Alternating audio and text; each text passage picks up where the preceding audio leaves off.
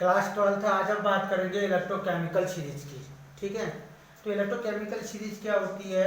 Electrochemical series आपकी various इलेक्ट्रोडों की उनके स्टैंडर्ड रिड्यूस्ड पोटेंशियल के इंक्रीजिंग ऑर्डर में अरेंजमेंट होना। ठीक है, वेरियस इलेक्ट्रोडों को उनके स्टैंडर्ड रिड्यूस्ड पोटेंशियल के इंक्रीजिंग ऑर्डर में अरेंज होने के क्रम को क्या कहते हैं? Electrochemical series. इलेक्ट्रोकेमिकल सीरीज वह सीरीज है जिसमें आपके डिफरेंट इलेक्ट्रोडों को उनके स्टैंडर्ड रिड्यूस्ड पोटेंशियल के इंक्रीजिंग ऑर्डर में अरेंज किया जाता है। या हम ऐसा भी कह सकते हैं कि डिफरेंट इलेक्ट्रोडों को उनके ऑक्सीडाइज्ड पोटेंशियल के स्टैंडर्ड ऑक्सीडाइज्ड पोटेंशियल के डिक्रीजिंग ऑर्डर में अरेंज किया जाता है। रिड्यूस्ड पोटेंशियल के इंक्रीजिंग ऑर्डर में और ऑक्सीडाइज्ड पोटेंशियल के डिक्रीजिंग ऑर्डर में। लेकिन ध्यान देना स्टैंडर्ड कंडीशन वाले, स्टैंडर्ड कंडीशन में। ठीक है, तो देखो आपको जैसे आपको लिथियम है, लिथियम पर देखिए आपका लिथियम एक इलेक्ट्रॉन एक्सेप्ट करेगा Li, इसका पोटेंशियल वैल्यू यहाँ पे दे रखा है -3.04 वोल्ट। अब पोटेशियम को देखिए, पोटेशियम एक इलेक्ट्रॉन एक्सेप्ट करेगा -2.920 वोल्ट। तो यहाँ पे लिथियम का रिड्यूस्ड पोटेंशियल कम है स्टैंडर्ड वाला, पोटेशियम का उससे थोड़ा ज़्यादा हो गया। ऐसे ही आपका स्टैंडर्ड रिड्यूस्ड पोटेंशियल के इंक्रीजिंग ऑर्डर में अरेंज है। लेकिन अगर मैं इसको ऑक्सीडाइज्ड पोटेंशियल की वैल्यू में कहूँ तो लिथियम का ऑक्सीडाइज्ड पोटेंशियल अभी प्लस में हो जाएगा, तो प्लस में हो जाएगा तो सबसे ज़्यादा ये होगा। अब यहाँ पे देखिए हाइड्रोजन तक, हाइड्रोजन से ऊपर वाले जितने भी देखे हैं आपके माइनस में है। अब ये हाइड्रोजन के बाद वाले की जो स्टैंडर्ड पोटेंशियल वैल्यू है ये प्लस में है, और सबसे ज़्यादा आप देख रहे हैं फ्लोरीन को 2.87। ठीक हो गया भाई। अब ध्यान दें इस इलेक्ट्रोकेमिकल सीरीज का इंपोर्टेंस क्या है। इलेक्ट्रोकेमिकल सीरीज का इंपोर्टेंस क्या है? इंपोर्टेंस में आने से पहले इलेक्ट्रोकेमिकल सीरीज बहुत इंपॉर्टेंट है, आपको पता होना चाहिए। ठीक है, आपको पता होना चाहिए। आप इसको स्क्रीनशॉट ले लीजिए और आपको पता होना चाहिए कि कैसे आप क्या कहते हैं कि क्या, कहाँ इसका यूज है, कहाँ इसका एडवांटेज है। अब देखिए इलेक्ट्रोकेमिकल सीरीज का यूज क्या है।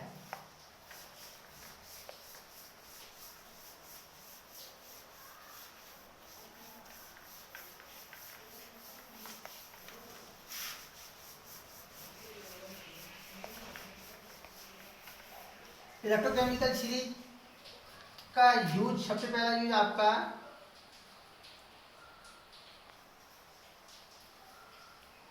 To find out anode and cathode.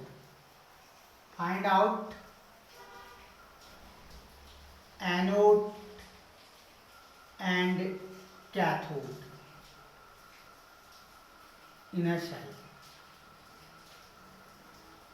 ठीक है, आपका एनोड और कैथोड को डिटरमाइन करने में इलेक्ट्रोकेमिकल सीरीज का इंपॉर्टेंस है। कैसे? देखिए आपका जिस इलेक्ट्रोड का रिड्यूस्ड पोटेंशियल कम होगा, जिस इलेक्ट्रोड का स्टैंडर्ड रिड्यूस्ड पोटेंशियल कम होगा वो ऑक्सीडाइज्ड होगा। अब वो ऑक्सीडाइज्ड होगा यानी कि आपको उसका ऑक्सीडेशन होगा, तो इट मीन्स आपका वो क्या होगा? एनोड होगा। क्लियर? जिसका स्टैंडर्ड रिड्यूस्ड पोटेंशियल कम होगा वो एनोड की तरह बिहेव करेगा, और जिसका स्टैंडर्ड रिड्यूस्ड पोटेंशियल ज़्यादा होगा वो कैथोड की तरह बिहेव करेगा। ये याद रखिए। स्टैंडर्ड रिड्यूस्ड पोटेंशियल का कम होना यानी कि उसमें ऑक्सीडेशन का प्रोसेस होगा, वो इलेक्ट्रॉन रिलीज करेगा। और अगर स्टैंडर्ड रिड्यूस्ड पोटेंशियल की वैल्यू ज़्यादा है, इट मीन्स वो इलेक्ट्रॉन एक्सेप्ट करेगा, और वो आपका उसका रिड्यूस्ड पोटेंशियल आपका ज़्यादा होगा, इलेक्ट्रॉन एक्सेप्ट करेगा और कैथोड की तरह बिहेव करेगा। जैसे एग्जाम्पल के तौर पे मैं कह दूं भाई, आपका जिंक और कॉपर सेल ले लूँ मैं, जिंक एंड कॉपर सेल। अब ध्यान दें भाई, जिंक एंड कॉपर सेल में जिंक का आपका क्या होता है? एनोड होता है, और कॉपर आपका कैथोड होता है। डिटरमाइन कैसे करते हैं कि जिंक कॉपर है, जिंक एनोड है और कॉपर कैथोड है? जिंक एनोड इसलिए होता है कि जिंक का अगर हम स्टैंडर्ड पोटेंशियल वैल्यू कहें E0 Zn+2/Zn, इसकी वैल्यू आपकी -0.76 वोल्ट होती है। और कॉपर की वैल्यू हम दें E0 Cu+2/Cu कहें तो इसकी वैल्यू आपकी 0.34 वोल्ट होती है। तो अब इन दोनों की वैल्यू देखिए, किसकी वैल्यू ज़्यादा है? कॉपर की वैल्यू ज़्यादा है। कॉपर की वैल्यू ज़्यादा है तो तभी कॉपर आपका कैथोड में है, और जिंक की वैल्यू कम है तो इसे जिंक आपका एनोड की तरह बिहेव कर रहा है। एक और एग्जांपल देखिए, जैसे हम क्या कहते हैं आपका क्रोमियम, मैग्नीज और जिंक का सेल बना रहे हैं, MnZn सेल बना रहे हैं। तो MnZn सेल बना रहे हैं तो आपका E0 Mn plus 2 oblique Mn, इसकी वैल्यू देखें, स्टैंडर्ड आपका -2.37 वोल्ट होता है शायद, ठीक है। और जिंक का वैल्यू आपका E0 Zn plus 2 oblique Zn देखेंगे आपका -0.76 वोल्ट होता है। तो अब आप मुझे बताइए, आप मुझे बताइए किसकी वैल्यू ज़्यादा है, किसकी वैल्यू ज़्यादा है, Mn की वैल्यू ज़्यादा है, जिंक की वैल्यू ज़्यादा है। ये आपका Mn क्या है -2.37 वोल्ट और जिंक का आपका -0.76 वोल्ट। किसकी वैल्यू ज़्यादा है? नॉट Mn, Mn की नहीं है। माइनस में कौन होता है? माइनस में जो बड़ा होता है वो कम होता है। माइनस में जो बड़ा होता है वो क्या होता है? छोटी संख्या होती है।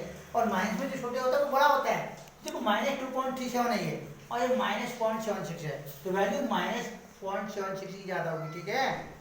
याद रखना, माइनस में जो छोटी संख्या होती है वो बड़ी होती है, ठीक है। तो -0.76 आपका बड़ा है, इसका पोटेंशियल वैल्यू ज्यादा है, तो ये आपका Zn आपका यहाँ पे कैथोड की तरह बिहेव करेगा और Mn यहाँ पे आपका एनोड की तरह बिहेव करेगा। तो सेल में एनोड कौन होगा, कैथोड कौन होगा, ये फाइंड आउट कर सकते हैं किसके द्वारा? इलेक्ट्रोकेमिकल सीरीज के द्वारा। क्लियर?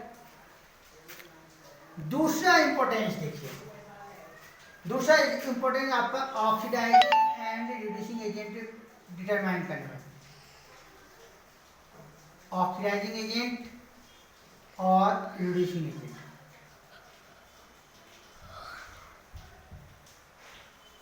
रिड्यूसिंग एजेंट देखिए, आपका इलेक्ट्रोकेमिकल सीरीज के द्वारा हम ऑक्सीडाइजिंग एजेंट और रिड्यूसिंग एजेंट को फाइंड आउट करते हैं। करते कैसे? देखिए, ऑक्सीडाइजिंग एजेंट उसको बोलते हैं जो अदर सब्सटेंस को ऑक्सीडाइज करेगा। अदर सब्सटेंस को ऑक्सीडाइज करेगा मतलब खुद रिड्यूस्ड होगा, खुद रिड्यूस्ड होगा, itself reduced but other substance oxidised. और रिड्यूसिंग एजेंट उसको बोलेंगे जो अदर सब्सटेंस को रिड्यूस करेगा और इटसेल्फ आपका ऑक्सीडाइज होगा। तो रिड्यूसिंग एजेंट वो होगा जो आपका ऑक्सीडेशन होगा, जिसका अपना ऑक्सीडेशन हो रहा है लेकिन दूसरे को रिड्यूस करेगा। इटसेल्फ ऑक्सीडेशन होगा लेकिन अदर को रिड्यूस करेगा, तो जिसका ऑक्सीडेशन होगा वो रिड्यूसिंग एजेंट है और जिसका रिडक्शन हो रहा है वो ऑक्सीडाइजिंग एजेंट है।